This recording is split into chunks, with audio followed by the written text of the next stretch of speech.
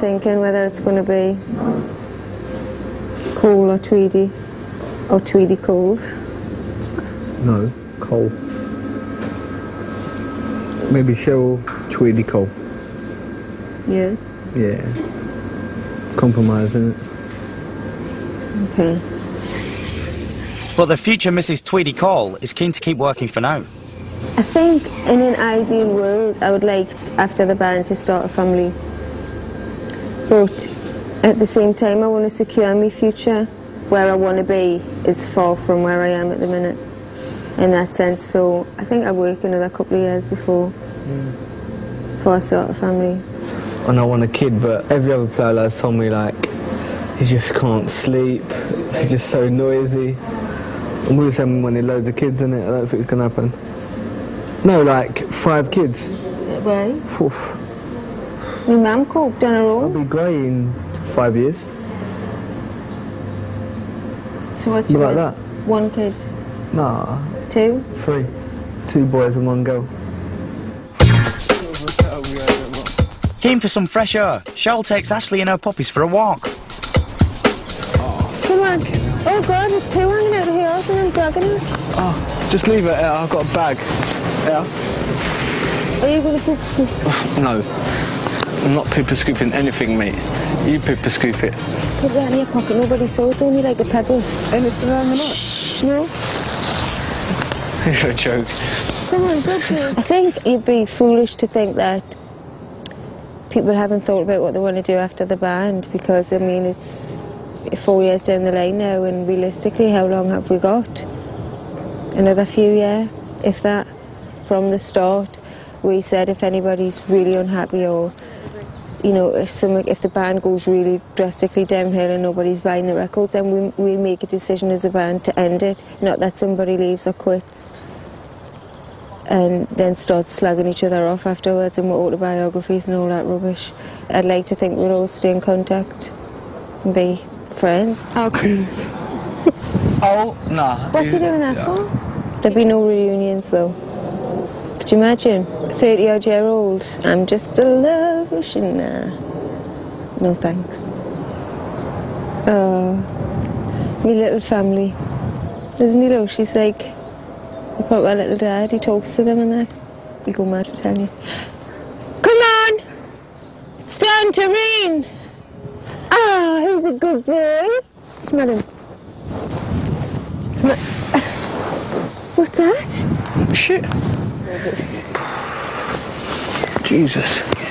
There's yet more dance rehearsals the next day. 1 routine down, just 18 to go, and finally all the girls are together. I have to do this extra work.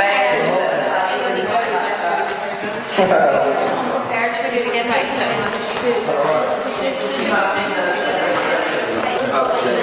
While choreographer Beth is taking it seriously, these girls just want to have fun. Like a bloody mother's meeting. It's ridiculous.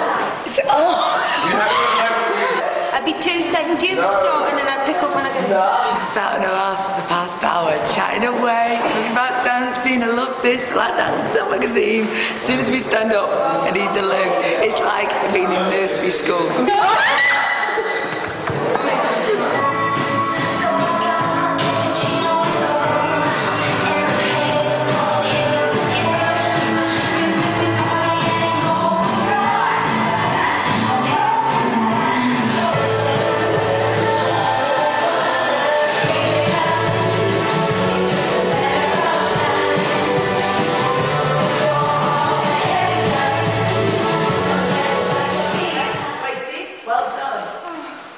It's what I think every choreographer dreams to do, and not many get the chance to do an arena tour, especially one like a group like this where their music is just so unique and versatile. There's so many things that you can do with it. It's like a dream. I tried to get to my taxi, man in a tracksuit, and everybody's just ducking down.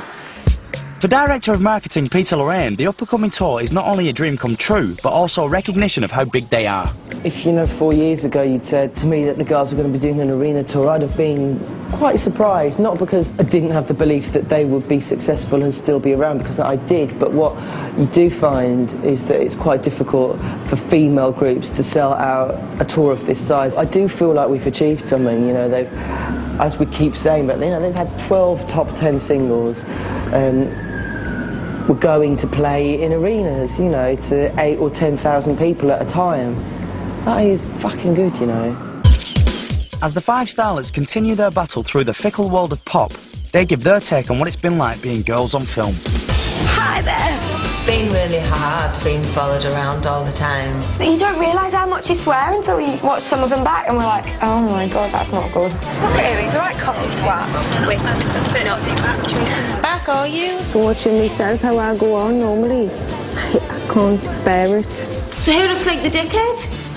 Not you. I was never happy about doing the documentary in the first place, and I'm still not really. You in that vacant camera.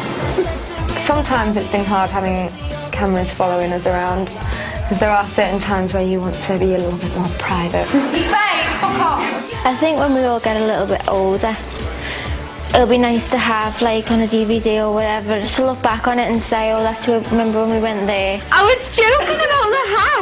You can really get a sense of what it's like for us five together and the relationship, you know, between us all, and the fact that we do all get on really well. It's not some kind of act that we like to try and put on for people. I think some parts of the documentary have been funny. How glamorous it is being on Girls Aloud. Yeah. I don't think anybody's really being portrayed as themselves. Just have a look at that shot. No, we cannot use any footage of today. In a way, this was good for me to show that I'm not that bad, and I'm not like how my reputation is. But at the same time, people at home have now got an informed decision whether or not you're an arsehole. I've got spew up my trouser. Overall, it's been a brilliant experience. Do not film me now! It will be a brilliant thing when we look back on it. It's been good, and although it's been hard, it's been worth it.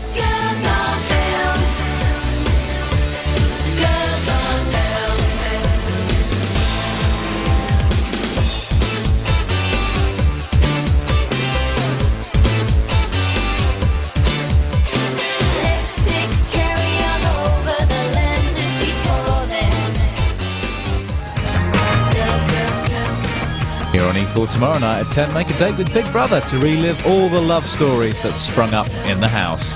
Next though, see how love bloomed for Sun and Jin in our first look at Lost.